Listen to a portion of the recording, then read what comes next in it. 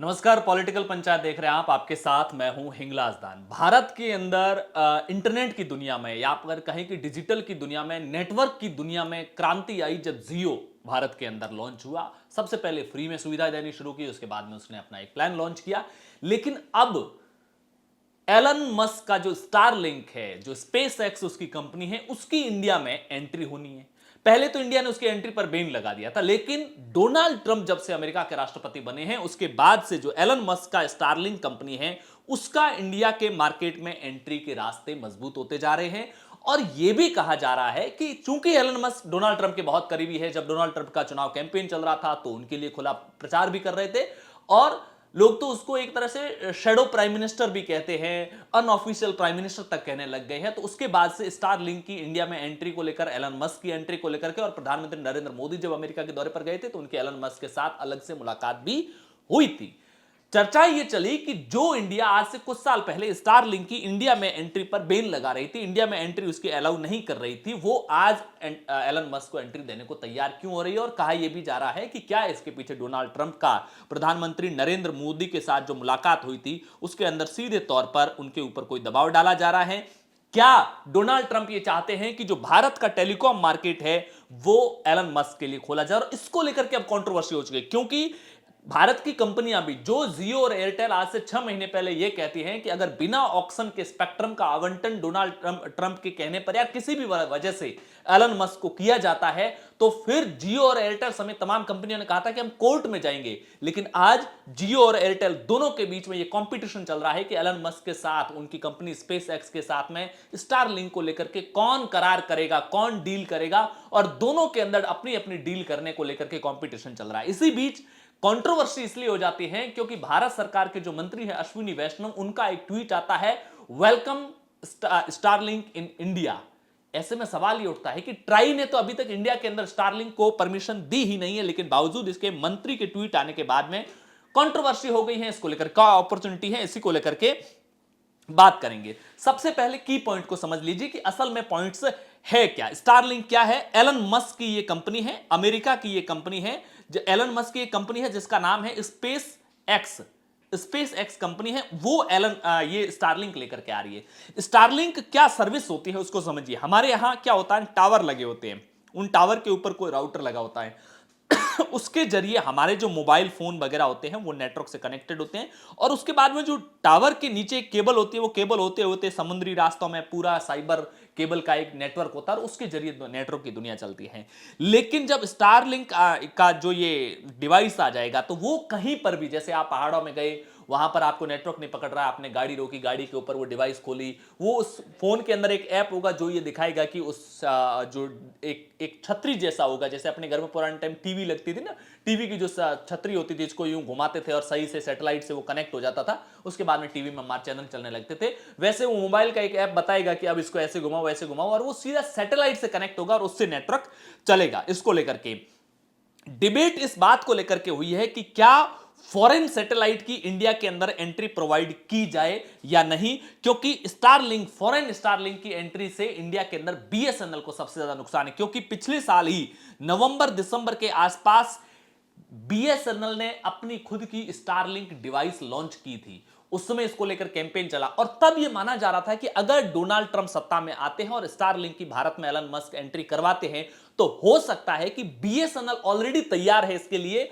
और Elon Musk और BSNL, Bharat सरकार की जो सरकारी कंपनी है, वो मिलकर के इंडिया के अंदर मार्केट में आएंगे। बीएसएनएल का फिर से रिवाइज होगा, और जो भारत के अंदर डोमिनेशन जिनका चल रहा है, एयरटेल हो गए, जियो हो गया, इनको तगड़ा झटका लगेगा। लेकिन हुआ क्या, बीएसएनएल को कोई फायदा नहीं हो रहा अभी तक, जो तस्वीर क्लियर होती हुई नजर आ रही है। जियो और एयरटेल दोनों में होड़ लगी हुई है कि भाई साहब एलन मस्क आप आइए इंडिया के अंदर, आपका स्वागत है, हमारा जो ग्राउंड का नेटवर्क है, हमारा जो ह्यूमन रिसोर्स है, हमारी जो यहां की नेटवर्किंग है, इनका भी आप इस्तेमाल कीजिए और आपकी सर्विस को हमारे जरिए इंडिया के मार्केट में फैलाइए। यानी कि वो उनके साथ डील करने को लेकर के एक दूसरे के साथ में होड़ मचे हुई है। अब कंट्रोवर्सी इस बात को लेकर के हो गई कि टीआरएआई, ट्राई जिसको अपन बोलते हैं, जो टेलीकॉम कंपनी से जुड़े हुए सारे रेगुलेशन का काम करती है, उसने अभी तक परमिशन तो नहीं दी है।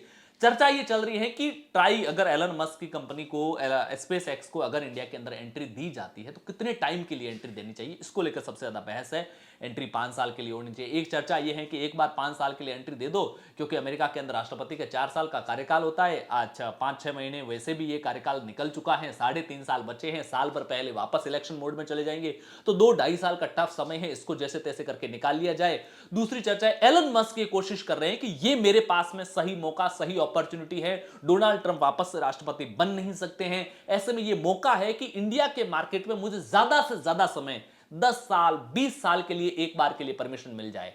भारत सरकार और ट्राई की जो अभी तक की समझ में आई है वो ये चाहते हैं कि 5 साल के लिए एक बार परमिशन दी जाए, तब तक क्या पता उसके बाद में इनको परमिशन दी जाए तो भी शर्तें ज्यादा ला दी जाए। हालांकि अभी भी कई शर्तें भारत ने सामने रख ली है। पहला तो ये कि उसका जो कंट्रोलिंग होगा, जो डेटा सेंटर होगा वो इंडिया के अंदर बनना चाहिए। दूसरा, कभी भी इंटरनेट बैन वगैरह करना हो तो हम भाग करके वहां थोड़ी आएंगे। ऐसी कई शर्तें इंडिया ने अभी से लगा रखी है इसको लेकर के। और यहां तक कि उस स्टारलिंक से होने वाले कॉल को जो ये सिक्योरिटी एजेंसी है इनको पास एक्सेस होगा कि वो स्टारलिंक से होने वाली कॉल को भी इंटरसेप्ट कर सके, उसकी रिकॉर्डिंग कर सके, इसको लेकर के।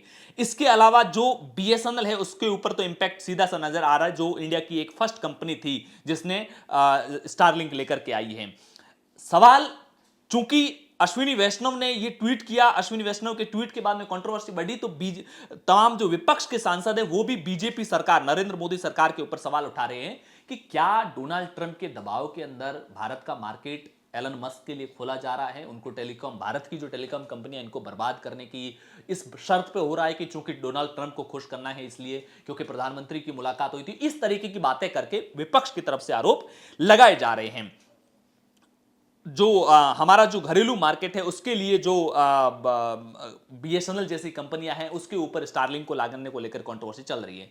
अब बीएसएनएल और स्टारलिंक की अगर बात करते हैं तो स्टारलिंक थोड़ा सा एडवांस टेक्नोलॉजी के साथ में, हालांकि एडवांस टेक्नोलॉजी के बावजूद ये बात क्लियर मानिए कि हमारा जो अभी नेटवर्क चल रहा है, जो केबल के जरिए नेटवर्क जो चल रहा है, जो हमारे घरों के पास टावर होता है और टावर के जरिए हम कनेक्ट होते हैं, ये इससे स्टारलिंक बहुत स्लो होता है। स्टारलिंक वहीं काम आएगा जहां पर नेटवर्क नहीं है, दूरस्थ गांव के इलाकों में, पहाड़ी क्षेत्रों के अंदर जहां नेटवर्क नहीं पहुंचा है वहां पर।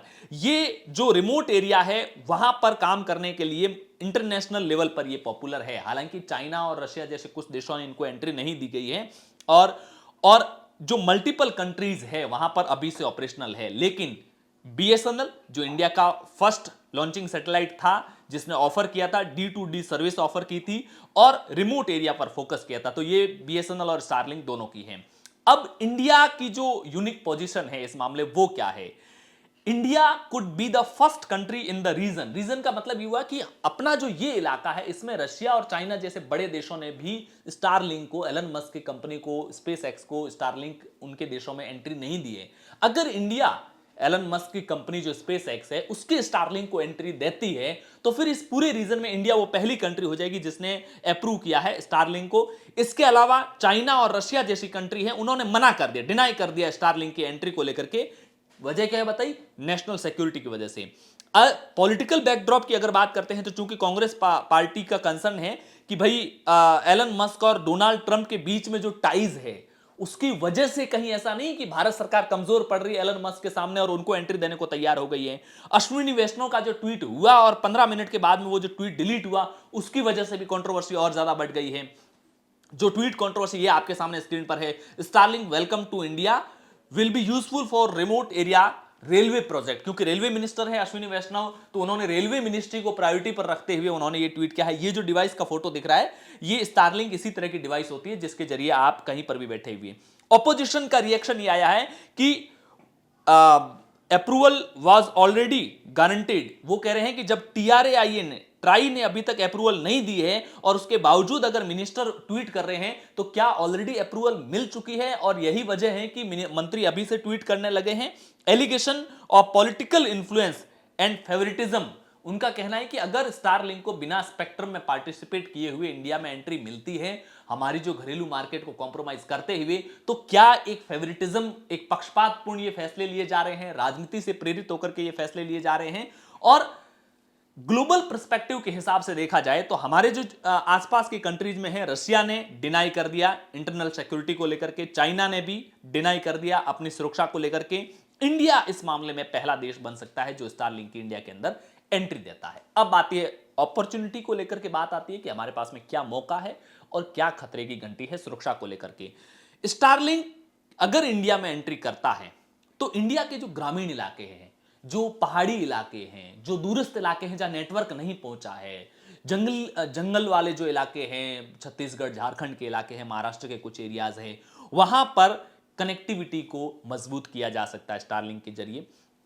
इसके इसके अलावा जो डेवलपमेंट प्रोजेक्ट चल रहे हैं रूरल एरिया के अंदर, दूरस्थ एरियाज के अंदर जहां नेटवर्क नहीं होता है, इसकी वजह से टेक्नोलॉजी का उतना इस्तेमाल करते हुए डेवलपमेंट प्रोजेक्ट को फास्ट नहीं रन किया जा सकता है, उसमें काफी फायदा मिलेगा। रूरल एरिया हो, माउंटेन रीजन हो, वहां पर कंसर्न यह है कि जो हमारा पोटेंशियल मार्केट का है उसमें स्टारलिंक जो एलन मस्क की कंपनी आएगी उसका अकेले का डोमिनेशन हो जाएगा।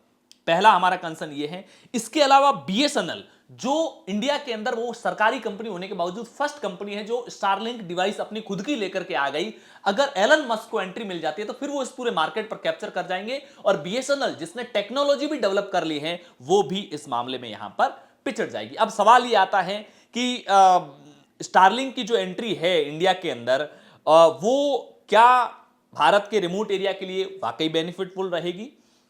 दूसरा सवाल ये, should India focused on strengthening domestic service like BSNL, क्या भारत को इस तरह की जो स्टारलिंक जैसी कंपनीज है जो एलन मस्क की कंपनी है उसको एंट्री देने के बजाय बीएसएनएल जैसी कंपनीज को मजबूत करके उनकी स्टारलिंक डिवाइस को गांव में पहुंचाने पर फोकस करना चाहिए। और तीसरी बात, जो पॉलिटिकल जो असर होने वाला है आने वाले समय में, इसके जो असर देखने को मिलेंगे कि ये जो डिसीजन है वो हमारे फॉरेन रिलेशंस को क्या प्रभावित कर सकता है, क्योंकि एलन मस्क जैसा कि मैंने पहले भी बताया कि वो डोनाल्ड ट्रंप के करीबी माने जाते हैं। तो कुल मिलाकर के स्टारलिंक की एंट्री इंडिया में होनी है, ये करीब करीब आप तय मानिए, क्योंकि जो बीएसएनएल माफी चाहूंगा जियो और एयरटेल आपसे कुछ समय पहले इसी स्टारलिंक के खिलाफ, इसी एलन मस्क के खिलाफ, इसी स्पेसएक्स कंपनी के खिलाफ कोर्ट जाने की धमकी दे रहे थे, वहां 4 दिन पहले यह सामने आता है कि एयरटेल ने उनके साथ डील कर ली है। 3 दिन पहले यह खबर सामने आती है कि जियो ने भी ऑफर दे दिया है, जियो के साथ भी एग्रीमेंट हो सकता है और एलन मस्क नापतोल करेंगे कि भैया दोनों में से ऑफर किसका अच्छा है और ज्यादा से ज्यादा जो सरेंडर होगा एलन मस्क के सामने उसको यह ऑफर दिया जाएगा। डोनाल्ड ट्रंप के साथ इंडिया और अमेरिका रिलेशंस अब इस हद तक आ गए कि डोनाल्ड ट्रंप तो खुलेआम एलन मस्क को प्रमोट करना चाहते हैं। पिछले 3 दिनों से जिस तरह से एलन मस्क की कंपनी के शेयर धड़ाम हुए, उसके बाद में जो टेस्ला कार है उसकी मार्केटिंग करने खुद डोनाल्ड ट्रंप सामने आ गए थे। तो इसे देखते हुए कुल मिलाकर के स्टारलिंक की अगर भविष्य में एंट्री होती है तो ये चिंता का विषय अगर कुछ मोटे तौर पर देखा जाए तो वह बीएसएनएल जैसी उन कंपनीज के लिए है जिन्होंने खुद अपनी इंडिया की कंपनी होने के बावजूद स्टारलिंक डिवाइस डेवलप कर दिया, लेकिन उनकी ग्रोथ नहीं होगी, कोई और आकर के पूरा मार्केट कैप्चर कर लेगा। सवाल बीएसएनएल और एयरटेल और जियो जैसी कंपनियों के लिए भी है और सवाल यह भी है कि क्या वाकई स्टारलिंक के आने से जो ग्रामीण क्षेत्र हैं, जो पहाड़ी क्षेत्र हैं, जो सरकारी प्रोजेक्ट चलते हैं दूरस्थ इलाकों में, उसको इस टेक्नोलॉजी का फायदा होगा और कनेक्टिविटी के मामले में इंडिया 4 कदम आगे बढ़ेगा। तो ये फायदे और नुकसान दोनों हैं। आपकी क्या कुछ राय कमेंट बॉक्स में जरूर बताइएगा। शुक्रिया।